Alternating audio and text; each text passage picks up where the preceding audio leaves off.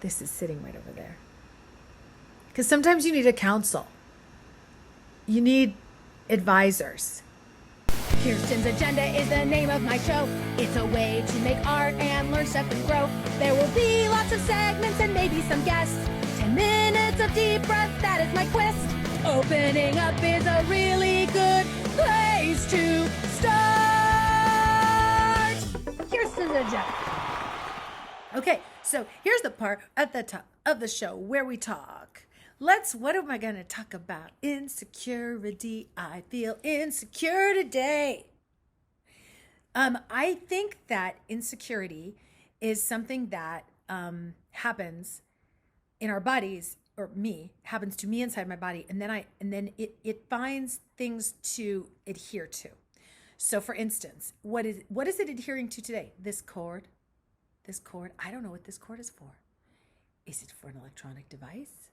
Probably. Also, it picked on myself today when I picked out this dress that says pegacorns over the patriarchy. Sometimes I love the things I wear, and sometimes I put them on, and as I put them on, there's another voice in my head that's like, what are you doing? But then it's fighting with the voice that's going, I like it. And then there's what are you doing? And I like to call this voice the male gaze glasses that sometimes I'm wearing on top of my regular glasses. And it confuses me and makes me think that the point of dressing is not for dopamine. The point of dressing is not for, covering up our bodies so we don't get a sunburn or get too cold. The point of dressing is to somehow be accepted by a group of people that were never planning on accepting me anyway. And even if, let's just say, and I love men. I'm not talking about men. I'm talking about the male gaze of like trying to live in a way that instead of I'm dressing or performing for the inside of my body to feel proud of myself, I'm dressing to somehow have another person, probably someone who is masculine bent in nature, to accept me enough so that they don't. We never win. I'll never win. So I've given up. And I encourage you to do the same thing. I didn't set anything on fire. On Kirsten's Agenda, episode 3 of season 4, we are going to talk to Faizah Malik, who is running in Council District 11 of Los Angeles. I'm excited. You're going to see what's exciting about it. Here it is. First of all, what an honor. I saw you at an event that my dear friend Valerie was having for you. And I was like, oh, anybody that Valerie is excited about, then I'm going to be excited about. You're so rooted into the community that you live in, like we all are. And then you're doing something is just very thrilling. We don't always know. I didn't know how important city council was. I didn't know how important local elections are. I have a theory that I don't know what it is that makes us so bored about local elections and so lit up about elections like federal things.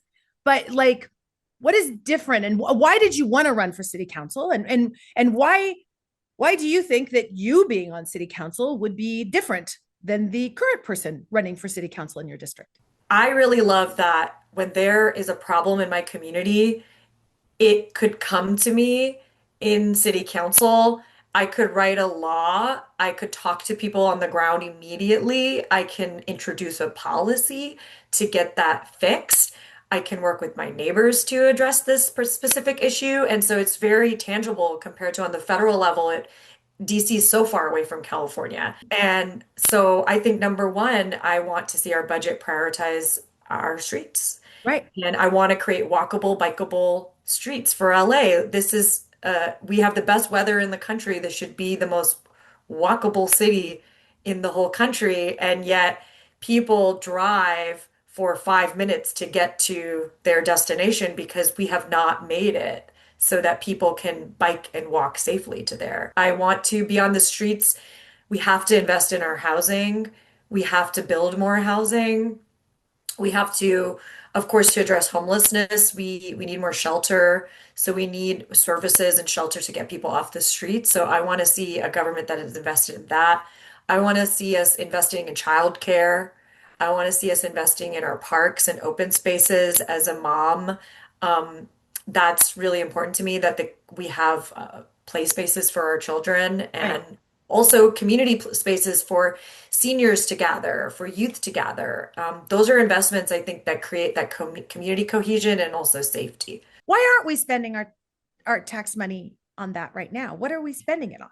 Well, almost half of our budget right now goes to the police. Oh, Oh, 46% of our discretionary budget is going to LAPD. We keep having to cut from basic city services. So the things that I want to invest in keep getting cut because we have to keep up with police salary increases and pay out for police misconduct cases and speaking of streets, pay out for liabilities due to the conditions of our streets. We are basically paying because we're not investing in those other things. uh-huh. And I don't think that giving more money to the police year after year is going to solve the quality of life and economic insecurity that we see in our society. And we have so Yeah. many renters in Los Angeles that we do need to focus on them because they're what's keeping our city alive by their work. And they're using these roads that are all messed up, and they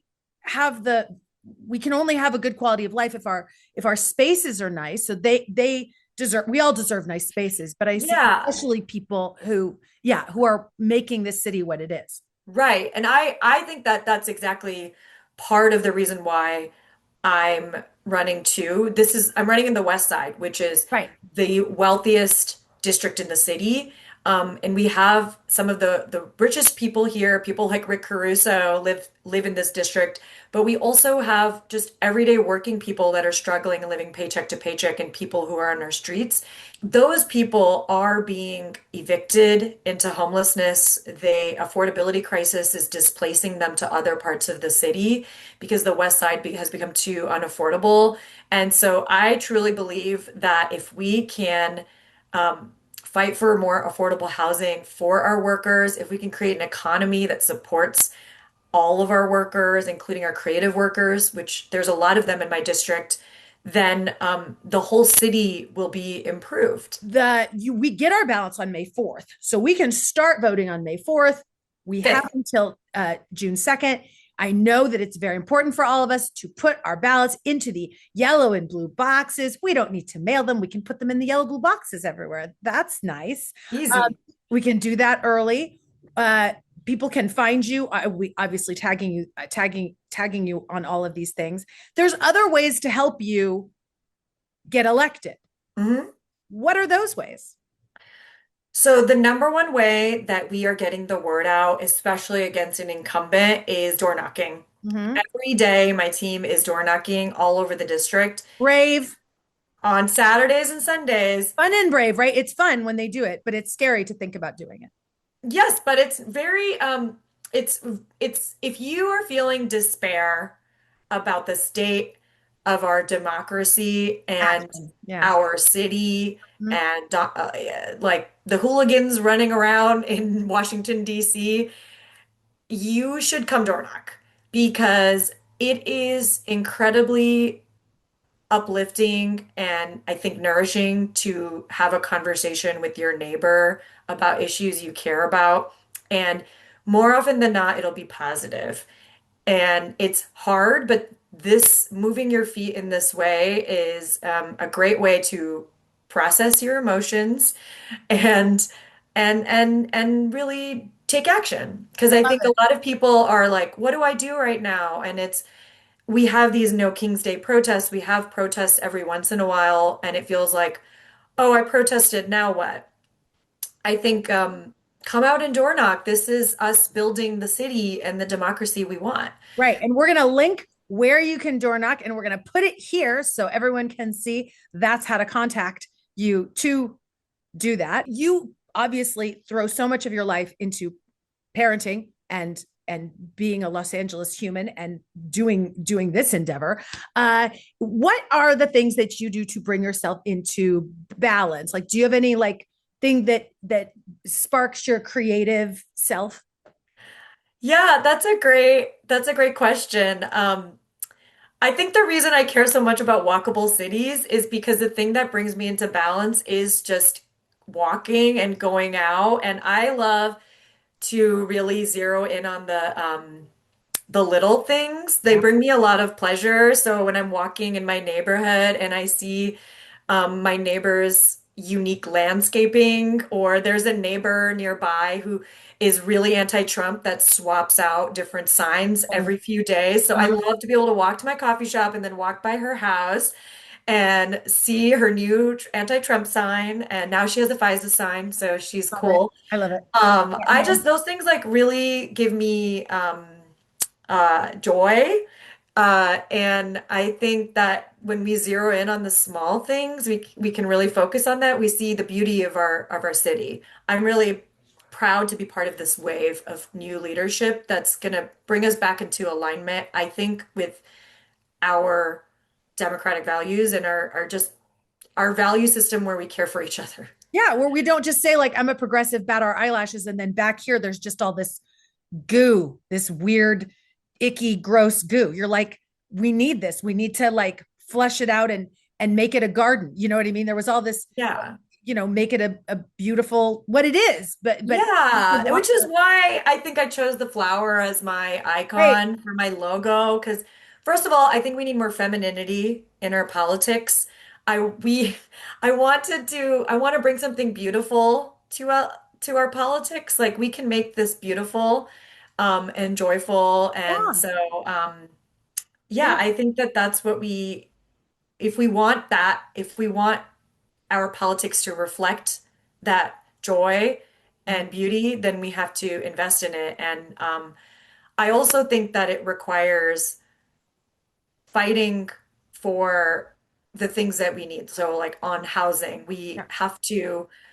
we have to all come together and be part of the coalition We that have to says yes. tussle. We have to We tussle have with to tussle. we do. We just do. And We it's do. tricky. And people, I know people that have money are, oh, I don't want that. But it's just we gotta figure it out. Like we gotta make some, and that's what bringing beauty and joy. And I think, like you said, that the feminine edge is being able to have that emotional intelligence and to be fearlessly facing the things that we Yeah. have to face. Yes. In the words of the great Valerie, to do the labor, the actual, giving That's right. birth. It's going to be dark, but we're in the darkness right now. And I That's right. like to think that you're part of the Yeah. beautiful goo that comes from, you know what I mean. Well, no, I know that Valerie and I, she's my dear friend, and when she talks about revolutionary love, I think there's different ways for us to practice revolutionary love, Right. and each of us can practice it in a different way.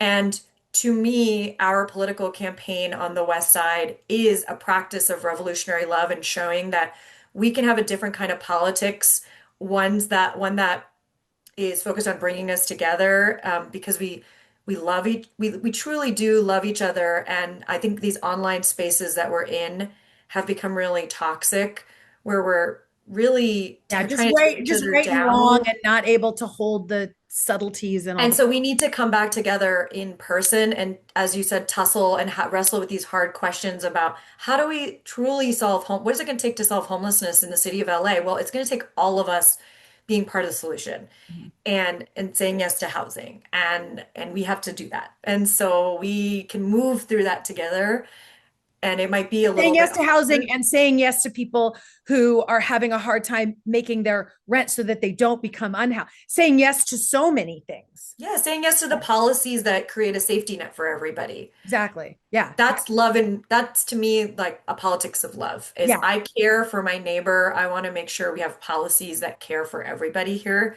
in Yeah. this city.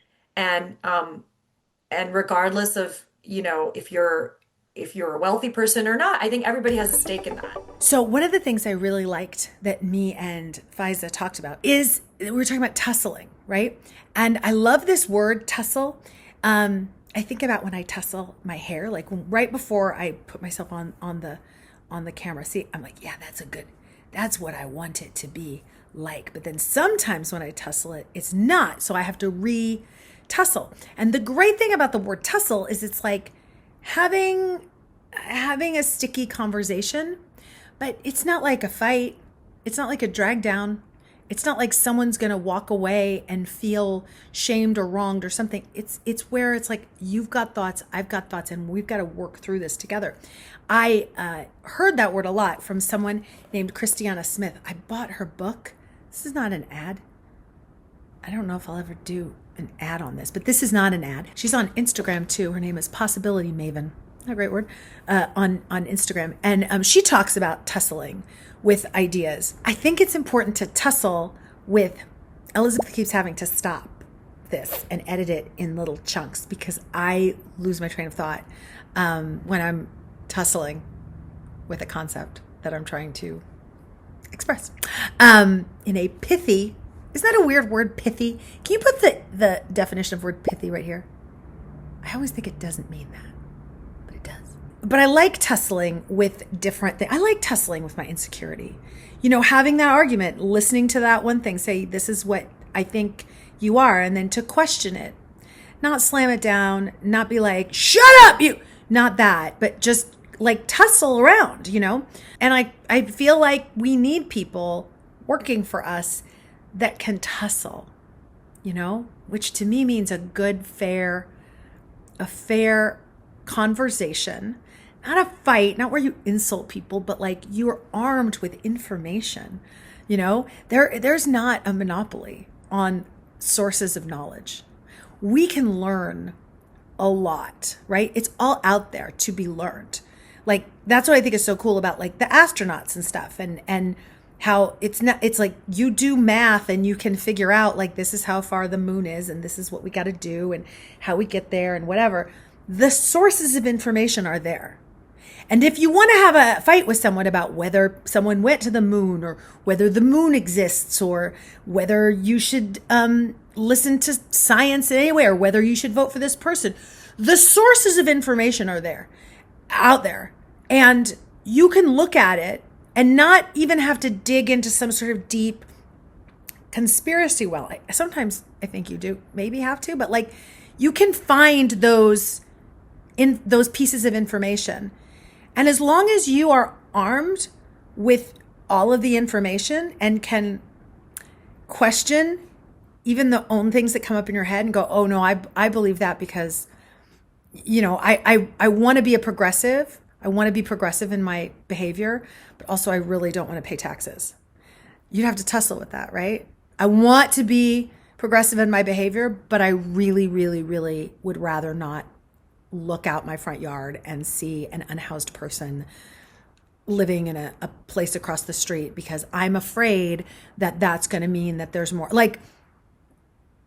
But we have to allow those thoughts to bubble up in our minds and then really consider them and give compassion to why we feel that way and that it makes sense and that we're entitled to that right. But then also the things we have to face in our communities that we have to deal with. Because plugging your ears and just going, la, la, la, I've just decided that those things don't exist because it harshes my mellow. Have I ever said that phrase before in my life? That's not helpful.